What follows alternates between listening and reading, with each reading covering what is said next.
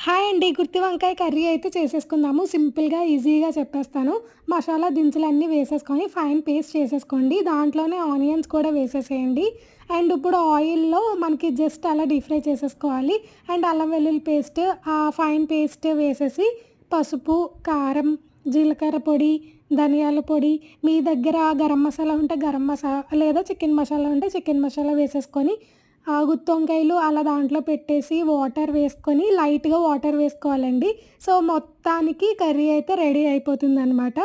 So, ఇప్పుడొచ్చేసి టిఫిన్‌కి ఏం చేశానంటే ఈరోజు ఆనియన్స్ అండ్ పచ్చిమిర్చి వేసేసుకొని ఒక మ్యాగీ మసాలా ఉంటుంది కదా! ఇప్పి వేసుకుంటున్నాను నేను. సో, ఇప్పి వేసేసుకొని సోయా సాసు, వెనిగర్ వేసేసుకొని వాటర్ వేసేసుకొని ఇప్పీసే నేను 3 తీసుకున్నాను. సో, 3 వేసేసుకొని పెప్పర్ కూడా వేసేసుకొని అయిపోయిందండి. కంప్లీట్‌గా చాలా బా వచ్చింది. నచ్చితే సబ్స్క్రైబ్.